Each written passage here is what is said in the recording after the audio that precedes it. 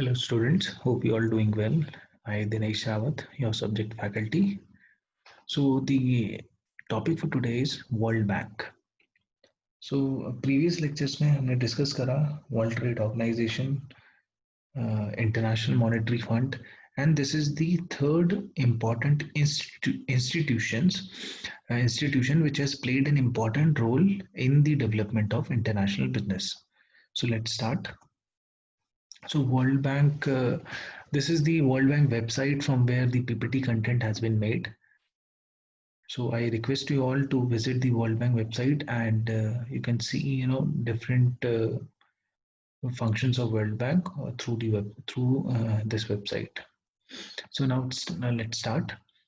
So World Bank generally World Bank Group हम देखेंगे जब भी आप एनकाउंटर करेंगे तो वर्ल्ड बैंक ग्रुप में बहुत सारे इंस्टीट्यूशंस हैं.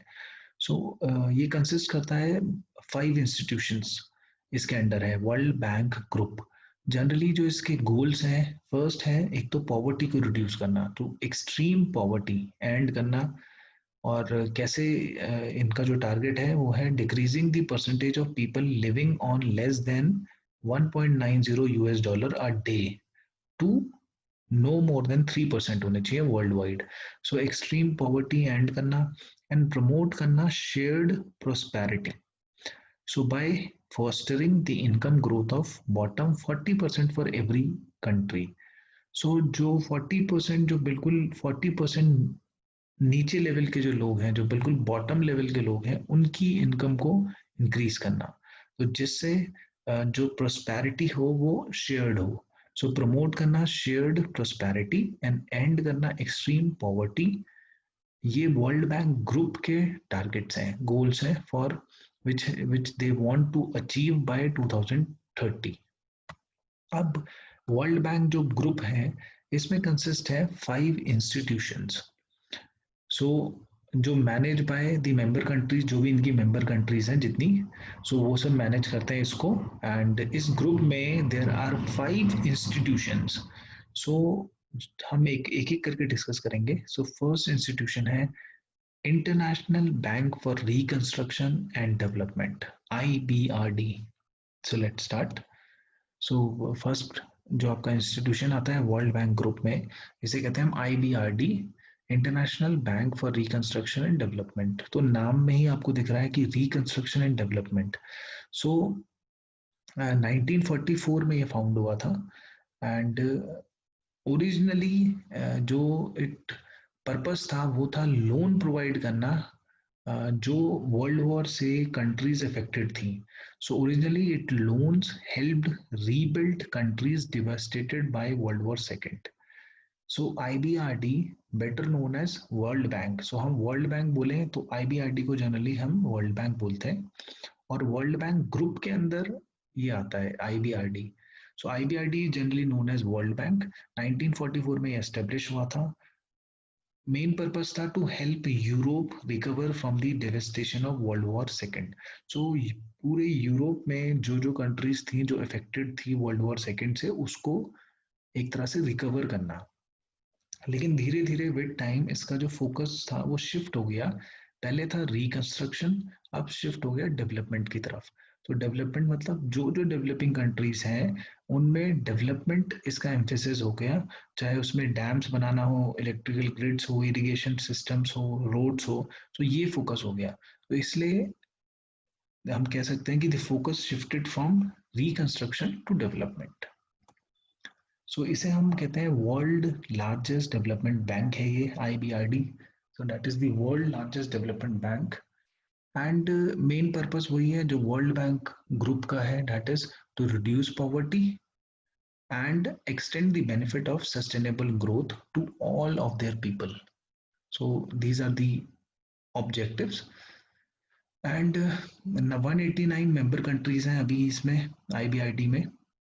And as the largest development bank in the world, it supports World Bank के जो मिशन है, वर्ल्ड बैंक ग्रुप के जो मिशन है उसको सपोर्ट करता है. कैसे सपोर्ट करता है? By providing loans, guarantees, risk management products, advisory services provide करता है. और किसको करता है? ये मिडिल इनकम एंड क्रेडिट वर्दी लो income countries. So middle income countries and low income countries वो जो क्रेडिट वर्थी हैं, मतलब जिनको ये लोन प्रोवाइड करेगा, सो उसमें दे एक्सपेक्ट कि यहाँ से जो भी इनका इंटरेस्ट होता है along with the principal amount वो वापस आता है। सो क्रेडिट वर्दी लो इनकम कंट्रीज होती हैं। फिर एग्जाम्पल अगर हम देखें आईबीआरटी का, इंडियन एग्जाम्पल, सो 2017 में आईबीआरडी का, वर्ल्ड बैंक जिसको हम कहते हैं, उसका एक टाई अप हुआ था स्टेट बैंक ऑफ इंडिया के साथ।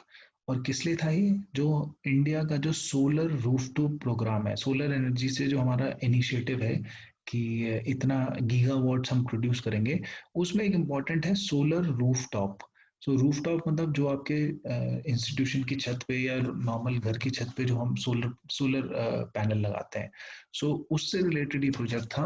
और वर्ल्ड बैंक ने यूएस डॉलर 625 मिलियन लोन दिया था एसबीआई को, और एसबीआई ने उसको आगे कंपनीज को वो प्रोवाइड करती हैं जो सोलर इंस्टॉलेशन की फैक्ट्रीज लगाती हैं companies. So in since June 2017, when the World Bank announced a 625 US dollar million loan to SBI to provide discounted finance for rooftop solar installation on factories and institutions. So इसका response बहुत अच्छा आया है, and till now SBI ने, आप देख सकते हैं लास्ट पैराग्राफ में, has approved 575 megawatt of solar rooftop solar installation. तो अभी तक इतना इम्प्रूवमेंट हो, इतना काम हो चुका है इस जो प्रोजेक्ट था। सो ये एक आईबीआरडी का एग्जांपल है इंडियन कंटेक्स में।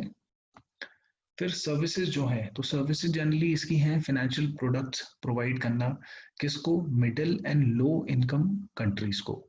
फाइनेंशियल प्रोडक्ट में लोन्स करते हैं, गारंटीज प्रोवाइड करते हैं, risk and management policies, risk management products हैं, and knowledge and advisory services. So knowledge and advisory services along with the financial product, ये IBID finances investment across all sector. किसी भी sector में अगर investment चाहिए तो आईबीआईडी प्रोवाइड करता है उसके लिए लोन, एंड टेक्निकल सपोर्ट भी करता है और एक्सपर्टाइज भी प्रोवाइड करता है हर each stage of the project. तो जो भी प्रोजेक्ट है उसमें ये टेक्निकल सपोर्ट भी देगा और एक्सपर्टाइज भी देगा along with the finance. So knowledge transfer and technical assistance एक one of the important service है आईबीआरडी की। फिर इसके पास पैसा कहाँ से आता है? सो how IBRD is financed? IBRD raises most of its funds in the world financial market. अब जैसे हमने बोला, ये वर्ल्ड का मतलब बहुत ही अच्छा, एक तरह से वेल नोन बैंक है ये आईबीआरडी। सो इसकी रेटिंग जो है बहुत ही अच्छी है, ट्रिपल ए रेटिंग है इसकी सिंस 1959 से। तो जितनी अच्छी रेटिंग होती है उतना इजीली आपको जो फंड होता है, जो आप अगर आप कोई बढ़िया ऑर्गेनाइजेशन है, बहुत अच्छा बैंक है जिसकी रेटिंग बहुत अच्छी है, सो उनको इजीली फंड मिल जाता है। सो अब जिसकी रेटिंग अच्छी है तो ये कंट्रीज से, जो मेंबर कंट्रीज है उससे ये फंड लेता है बहुत ही कम कॉस्ट पे, और उसको आगे देता है मिडिल इनकम कंट्रीज को, जो भी डेवलपिंग कंट्रीज होती है, उससे थोड़ा सा ज्यादा इंटरेस्ट रेट पे। सो ये जो मार्जिन रहता है इंटरेस्ट रेट का, ये इसका सोर्स ऑफ इनकम है। So as you can see, IBRD has maintained a AAA rating since 1959. This high credit rating allows it to borrow at low cost and offer middle income developing countries access to the capital. So this small margin makes on lending, ये जो small margin कमाता है ये that earns income. So यहाँ से इसको पैसा आता है। उसके बाद सेकंड ग्रुप की बात करते हैं, second institution. So world Bank group में जो सेकंड इंस्टीट्यूशन आता है जो बहुत इंपॉर्टेंट रोल प्ले करता है। सो फर्स्ट हमने डिस्कस करा IBID, International Bank for Reconstruction and Development. Second आता है IFC, the International Finance Corporation. So let's discuss this. International Finance Corporation, so IFC set up हुआ था 1956 में। मेन पर्पस जो है वो है प्राइवेट कंपनीज को लेंड करना एंड फाइनेंशियल इंस्टीट्यूशंस को लेंड करना डेवलपिंग कंट्रीज में, ये इसका पर्पस है। एंड जनरली इसका जो सेटअप होने का मोटिव था, दैट इज ये ज्यादातर फोकस रहता है प्राइवेट सेक्टर में। और जब इसको एस्टेब्लिश करा था तो इसका जो एक मोटिव था, जो आइडिया था, दैट वाज कि private sector is essential to development. So ये इसका एक बोल्ड आइडिया था। उसके बेसिस पे ये प्राइवेट कंपनीज को लेंड करता है, प्राइवेट इंस्टीट्यूशंस को लेंड करता है डेवलपिंग कंट्रीज में। सो फोकस जनरली रहता है प्राइवेट सेक्टर पे। उसके साथ साथ लास्ट लाइन में आप देख रहे हैं, it is a leading mobiliser of third party resources. Along with lending, it also provide other investors को ये लेके आता है। किसी प्रोजेक्ट में अगर हेल्प चाहिए तो अदर इन्वेस्टर्स को भी लेके आता है ये उस प्रोजेक्ट के लिए। So leading mobiliser of third party resources for project. Discuss करते हैं इसको, जैसे लेटेस्ट एग्जांपल लेते हैं, कोविड 19 में क्या कर रहा है आईएफसी। सो कोविड 19 में आईएफएससी ने एक ग्लोबल हेल्थ प्लेटफॉर्म लॉन्च करा जिसमें 4 बिलियन फाइनेंसिंग प्रोवाइड करी। किसको? कि डेवलपिंग कंट्रीज में हेल्थ केयर जो प्रोडक्ट्स हैं, जो हेल्थ प्रोडक्ट्स हैं अभी कोविड 19 में, वो इजीली पहुंच सके।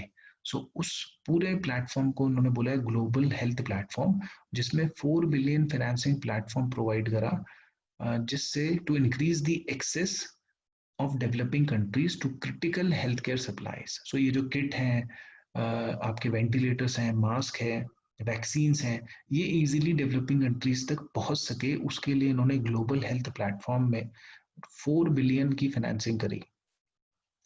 सो इस 4 बिलियन में 2 बिलियन तो आईएफसी प्रोवाइड कर रहा है, और 2 बिलियन जो एक्स्ट्रा है वो इन्होंने मोबिलाइज करे from its partner. So as you can see, IFC, a member of World Bank Group, contributes 2 billion from its own account while mobilizing an additional 2 billion from its partners.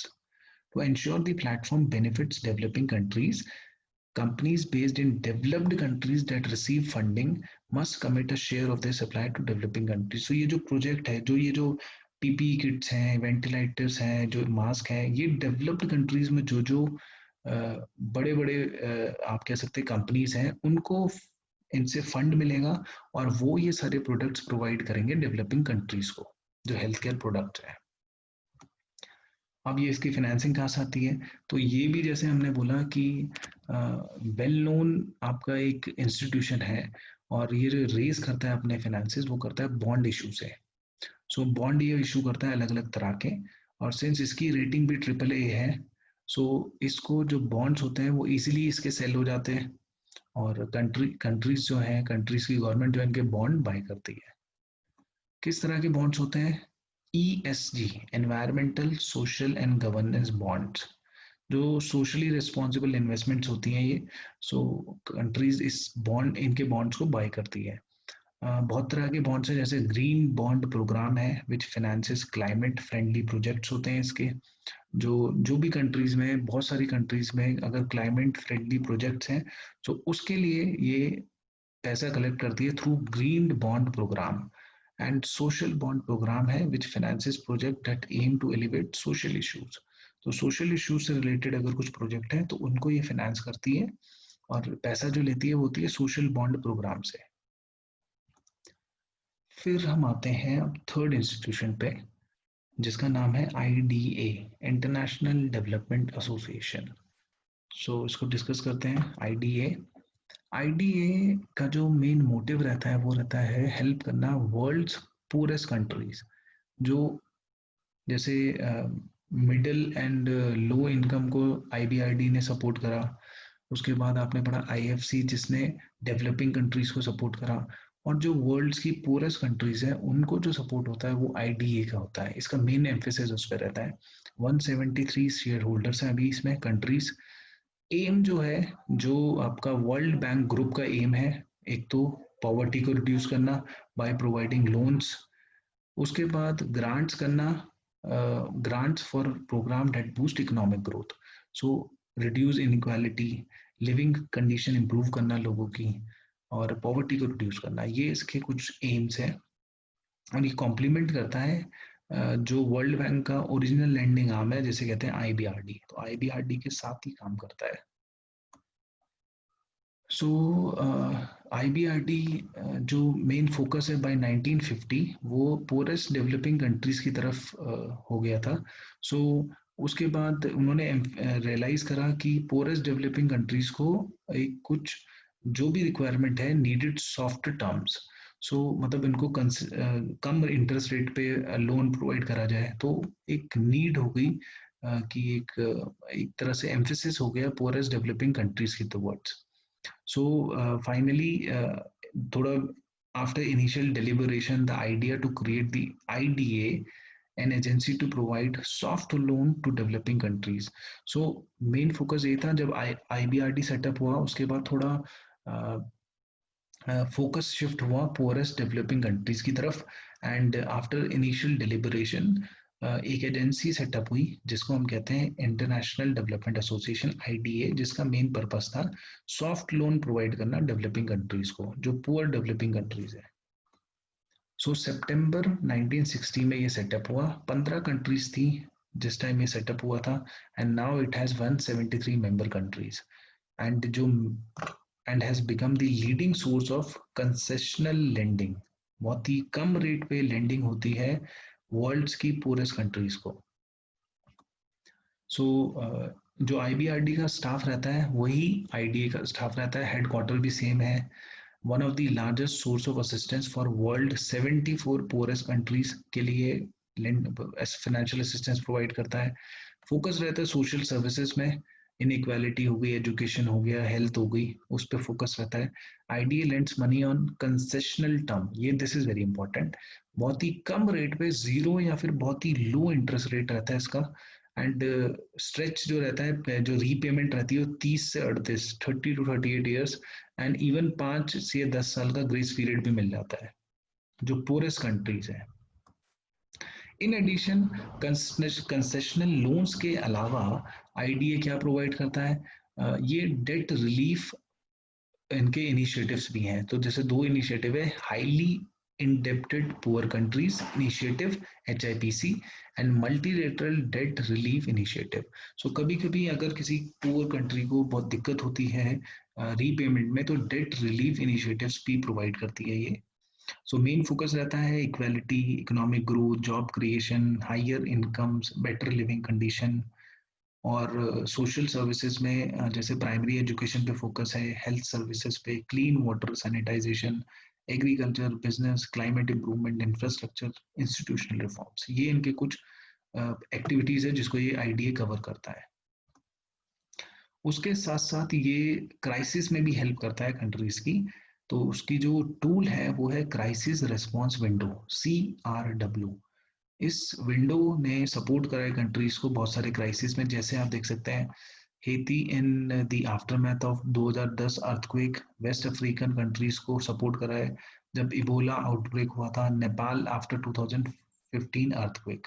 So crisis में भी ये purest countries जो होती हैं, poor countries, उनको help करता है through it's tool जिसको कहते हैं CRW, crisis response window.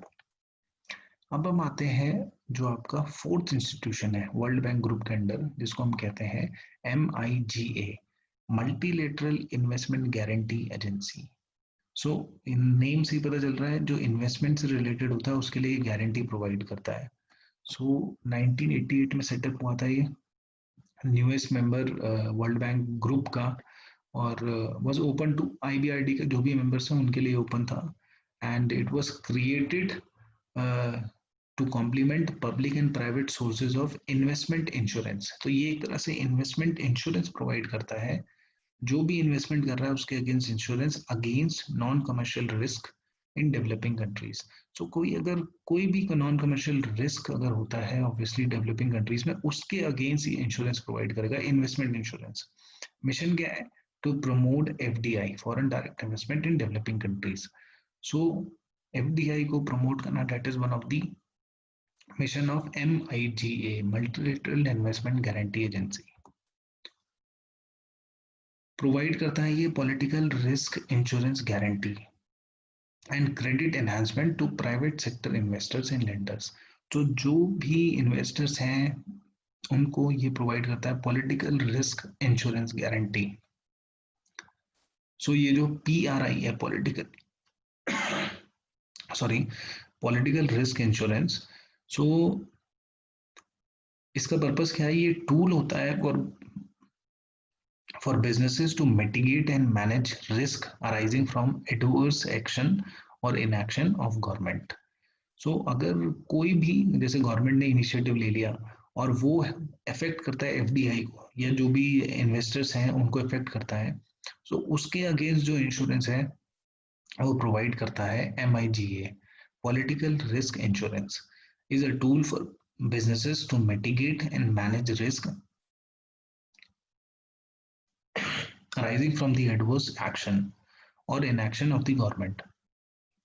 As a risk mitigation tool, PRI helps provide a more stable environment for investments into developing countries and to unlock better access to finance. तो ये main role है MIGA का। ये आपको political risk insurance guarantee provide करता है जो भी प्राइवेट सेक्टर इन्वेस्टर्स हैं। सो प्रमोट, जैसे हमने कहा, क्रॉस बॉर्डर इन्वेस्टमेंट जो भी FDI होगा उसको प्रमोट करता है डेवलपिंग कंट्रीज में, एंड बाय प्रोवाइडिंग गारंटी, और गारंटी कैसी रहती है, political risk insurance and credit enhancement to investor and lenders. Extensive apart from this, extensive, last paragraph में आप देख सकते हैं, extensive knowledge of emerging markets and of international best practices. So उसके साथ साथ ही अपने क्लाइंट्स को, ये जो इन्वेस्टर्स हैं उनको प्रोवाइड करता है extensive knowledge of emerging market, कि उस जिस कंट्री में इन्वेस्टमेंट हो रही है उसकी पूरी पूरी उसकी नॉलेज प्रोवाइड करता है अपने क्लाइंट को, और ऑल्सो बेस्ट प्रैक्टिसेस क्या है उस कंट्री के कंटेक्स्ट में, एनवायरमेंटल एंड सोशल मैनेजमेंट के कंटेक्स्ट में बेस्ट प्रैक्टिसेस क्या है। सो इसका अगर हम डिस्कस करें इंडियन कंटेक्स्ट में क्या इसका रोल रहा है, तो एक प्रोजेक्ट था इंडिया में, फर्स्ट प्रोजेक्ट इन इंडिया, जो मोटोरोला कंपनी है यूनाइटेड स्टेट्स की, उसको इसने प्रोवाइड करा था 9.6 US dollar million, 9.6 million US dollar coverage Motorola को दिया था इसने, for an investment to establish a mobile cellular network in Punjab province and Karnataka state. तो उस इन्वेस्टमेंट के लिए इसने मोटोरोला कंपनी को इशू करा था 9.6 मिलियन यूएस डॉलर कवरेज। अब हम करते हैं लास्ट इंस्टीट्यूशन जो वर्ल्ड बैंक ग्रुप में है, जिसे हम कहते हैं international Centre for Settlement of Investment dispute. तो अब MIGA ने इन्वेस्टमेंट प्रोवाइड करी, जो प्राइवेट जो लेंडर्स थे, जो इन्वेस्टर्स थे, उनको गारंटी प्रोवाइड करी अगेंस्ट देयर इन्वेस्टमेंट। अब ये जो इन्वेस्टमेंट आती है, अगर इसमें कोई डिस्प्यूट होता है तो उसके लिए जो सेंटर है वो है International Centre for Settlement of Investment Dispute. So इसका जो मेन पर्पस है वो डिस्प्यूट सेटलमेंट है, 1966 में सेटअप हुआ था, और सेटअप थ्रू ICSID कन्वेंशन, जो मल्टीलेटरल ट्रीटी थी अमंग दी जो मेंबर्स थे, जो भी वर्ल्ड बैंक के मेंबर्स थे।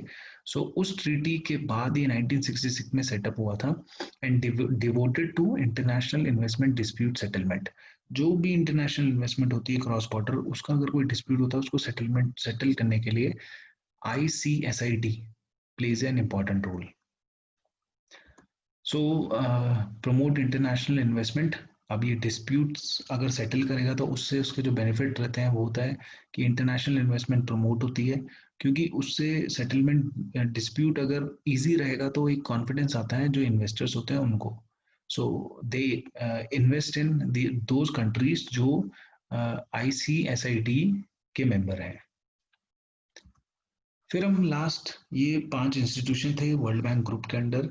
अब हम वर्ल्ड बैंक जो है उसका स्ट्रक्चर अगर देखें, सो बोर्ड ऑफ गवर्नर्स होते हैं इसमें, जो जनरली जो कंट्रीज होती हैं मेंबर कंट्रीज, उस हर एक मेंबर कंट्री का जो रिप्रेजेंटेटिव होता है उसको हम कहते हैं बोर्ड ऑफ गवर्नर। जनरली वो आप देखते हैं मिनिस्ट्री ऑफ फाइनेंस होगा, मिनिस्टर ऑफ फाइनेंस होगा, या उनके जो सेंट्रल बैंक होते हैं उनके हेड होते हैं, या मिनिस्टर्स ऑफ डेवलपमेंट। सो वो बोर्ड ऑफ गवर्नर्स के अंडर आते हैं।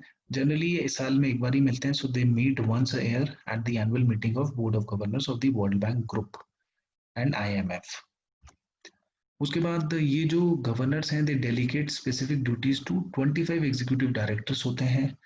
जो एग्जीक्यूटिव डायरेक्टर्स हैं ये बोर्ड बनाते हैं जिसको हम कहते हैं बोर्ड ऑफ डायरेक्टर, और ये meet at least twice a week, एक हफ्ते में 2 बार ही मिलते हैं, and they oversee the bank business including approval of loan किसको मिलेगा, न्यू पॉलिसीज क्या है, एडमिनिस्ट्रेटिव बजट क्या रहेगा, कंट्री असिस्टेंस स्ट्रैटेजीज क्या रहेंगी, बोरोइंग एंड फाइनेंसिंग डिसीजन, ये जो बोर्ड रहता है, जो एग्जीक्यूटिव डायरेक्टर्स होते हैं, वो देखते हैं सारी एक्टिविटीज को।